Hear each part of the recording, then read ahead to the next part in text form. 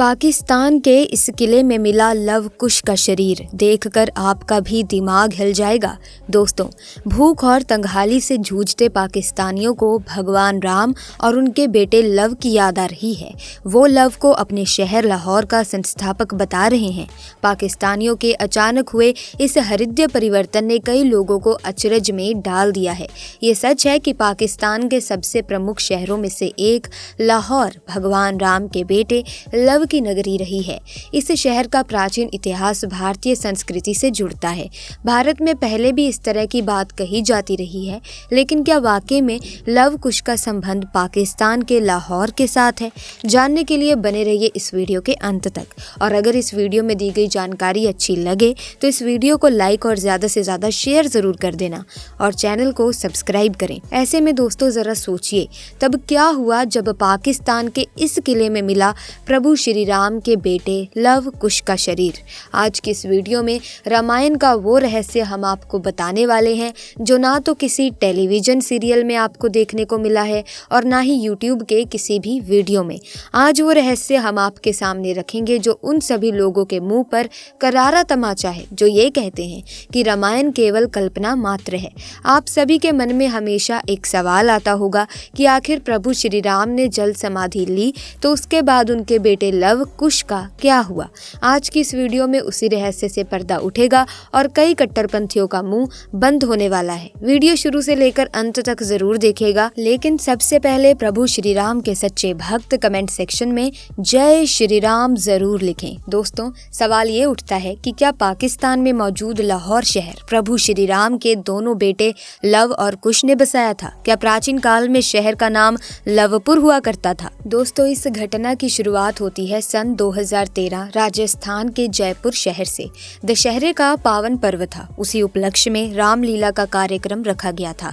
साप्ताहिक इस कार्यक्रम में लोगों को बहुत अच्छी शिक्षा मिली, लेकिन जब इस रामलीला का अंत हुआ तो सभी लोग बहुत खुश थे। सभी जय श्री राम के जयकारे लगा रहे थे, लेकिन वहां पर एक मुस्लिम शख्स खड़ा था जो बहुत जोरों से हंस रहा था। उसका कहना था कि ये रामायण केवल कल्पना मात्र है और ये तुम हिंदुओं की सोच का नतीजा है। उस रामलीला में जो प्रभु श्री राम का किरदार निभा रहे थे उनका नाम था सागर शर्मा। जब सागर ने देखा कि वो मुस्लिम शख्स सनातन धर्म का मजाक उड़ा रहा है, तब उन्होंने उस मुस्लिम शख्स से कहा कि अगले 10 दिनों में मैं तुम्हें एक ऐसा प्रमाण ला कर दूंगा जिससे तुम्हारे साथ साथ सभी कट्टरपंथियों के होश उड़ जाएंगे और पूरे संसार में ये बात प्रमाणित हो जाएगी कि रामायण कल्पना नहीं बल्कि एकदम सत्य है। सागर जी ने चैलेंज तो दे दिया था, लेकिन अब उनके सर पर बहुत बड़ी चुनौती थी। आखिर वो सबूत कहां से जुटाएं? वे मूल रूप से जयपुर के ही निवासी थे। तभी उन्हें जयपुर के अंदर ही एक ऐसे परिवार के बारे में पता चला जो प्रभु श्री राम के बेटे लव के 307वें वंशज थे। उनका नाम था महाराजा भवानी सिंह और वो आज भी जयपुर में ही निवास करते हैं। जब सागर जी ने उनके साथ भेंट करी तो उन्हें सनातन धर्म के बारे में और भी कई बातें जानने को मिली, लेकिन एक ऐसा सच उन्हें जानने को मिला जिसे सागर जी को झंझोड़ कर रख दिया। भवानी सिंह जी जो प्रभु श्री राम के बेटे लव के 307वें वंशज थे, उनका कहना था कि पाकिस्तान में जो लाहौर शहर है वो लव और कुश नहीं बसाया है और आज भी वहां पर एक ऐसा सबूत है जो अगर तुमने कट्टरपंथियों के सामने रख दिया तो उन्हें घुटनों के बल झुकना ही पड़ेगा और ये मानना ही पड़ेगा कि रामायण कल्पना नहीं बल्कि सत्य है। सागर जी उस मुस्लिम शख्स के सामने श्रीलंका से सबूत लाकर रख सकते थे, क्योंकि श्रीलंका में रामायण से जुड़े हुए कई ऐसे स्थान हैं जहां पर कई घटनाक्रम हुए हैं, लेकिन वो उस मुस्लिम शख्स को ही दिखाना चाहते थे कि सनातन धर्म केवल भारत में ही नहीं बल्कि पाकिस्तान में भी मौजूद है। लेकिन अब सागर जी के सामने सबसे बड़ी चुनौती थी कि आखिर लाहौर कैसे जाया जाए, क्योंकि मूल रूप से वो एक हिंदू थे और पाकिस्तान में हिंदुओं के ऊपर बहुत अत्याचार होते हैं। प्रभु श्री राम का नाम लेकर जैसे तैसे उन्होंने वीजा का अरेंजमेंट किया और 5 दिन के लिए वो पाकिस्तान के लिए रवाना हो गए। लाहौर पुराने पंजाब की राजधानी है जो रावी नदी के दाहिने तट पर बसा हुआ है।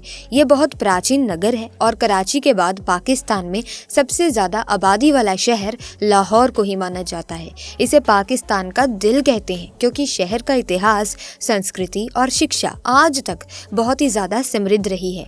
लेकिन इसके पीछे जब आप रामायण से जुड़ा हुआ कारण जानेंगे तो आपके पैरों तले जमीन खिसक जाएगी।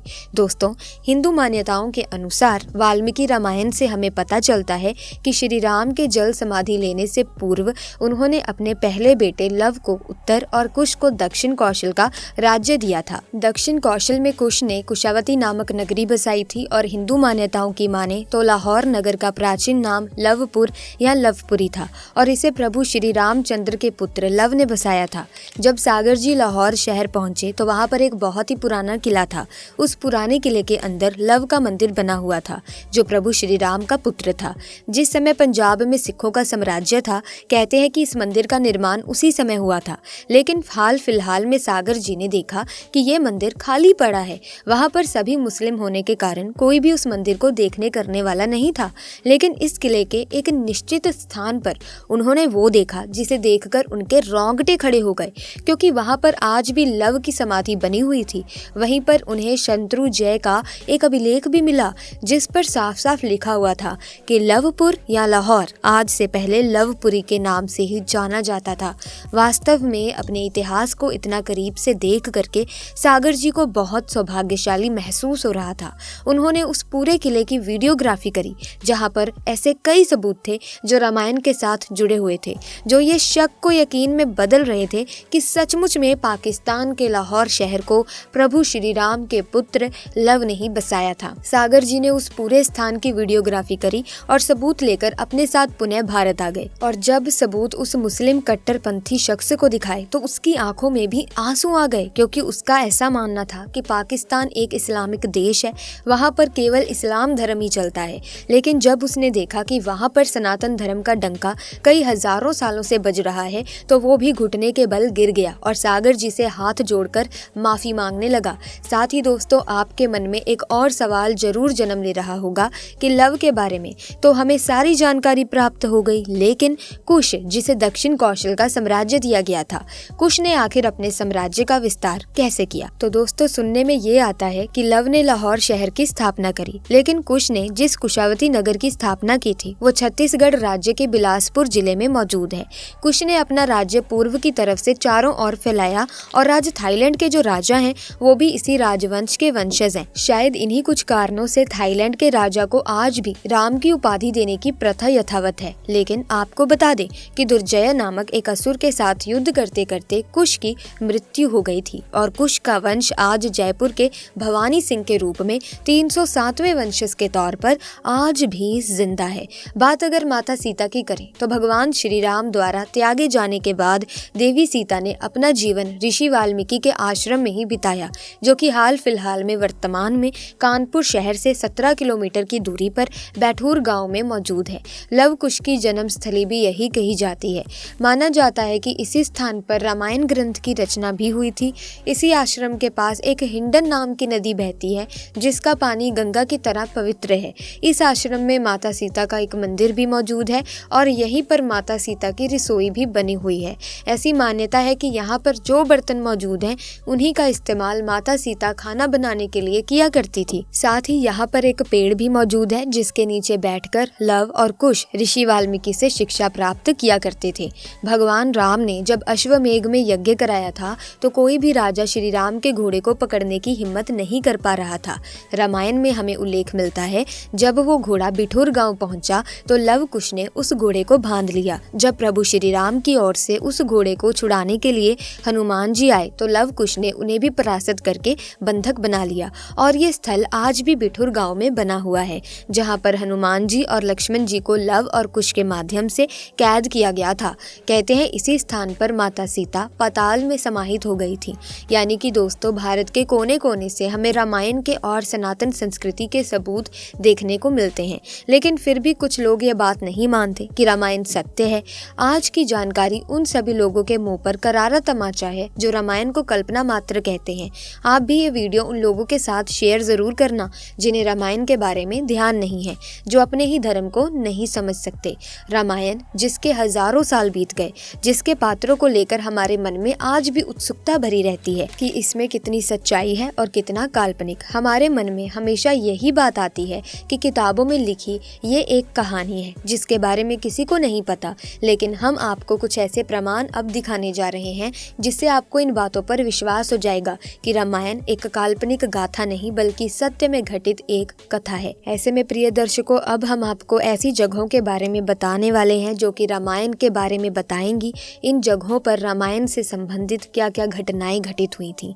दोस्तों, लेपाक्षी मंदिर। सीता हरण के दौरान रावण से युद्ध करते हुए जटायु की मृत्यु हो गई थी, जिसके बाद वो आकाश से इसी जगह पर गिरे थे जहाँ पर अभी ये मंदिर है। दीवू रामपुला, श्रीलंका। ये वो जगह है जहाँ पर रावण वध के बाद माता सीता ने अग्नि परीक्षा दी थी। आज वहाँ पर एक पेड़ है जिसके नीचे माँ ने अग्नि परीक्षा दी थी। द्रोणागिरी पर्वत, उत्तराखंड। ये वो पर्वत है जहाँ पर संजीवनी बूटी है। लक्ष्मण जी को मूर्छित हुआ देखकर हनुमान जी इस बूटी के बारे में ना पता होने के कारण पूरा का पूरा पर्वत ही उठा लाए थे, जिसे बाद में रखाए थे। जहाँ से हनुमान जी ने तोड़ा था, आज भी वो निशान वहाँ पर मौजूद है। पंचवटी, बिहार। ये नासिक में स्थित है। ये वो जगह है जहाँ पर वनवास के समय राम, सीता और लक्ष्मण रुके थे। यहीं पर लक्ष्मण जी ने शूर्पणखा की नाक काटी थी। तो प्रिय दर्शकों, आज की वीडियो में बस इतना ही। उम्मीद करती हूँ ये वीडियो आपको काफी ज्यादा रहस्यमयी लगी होगी। अगर हाँ, तो इस वीडियो को लाइक करें और शेयर करें। और आपके क्या विचार है रामायण के बारे में, आप अपने विचार कमेंट सेक्शन में जरूर लिखें, ताकि हमें भी पता चल सके कि आप रामायण के बारे में क्या सोचते हैं, क्या विचार रखते हैं। साथ ही अभी तक अगर आपने चैनल को सब्सक्राइब नहीं किया तो जल्दी से चैनल को सब्सक्राइब करके बेल आइकन को प्रेस करें, ताकि नए वीडियोस की अपडेट आपको मिलती रहे। आपका बहुत बहुत धन्यवाद। जय श्री राम।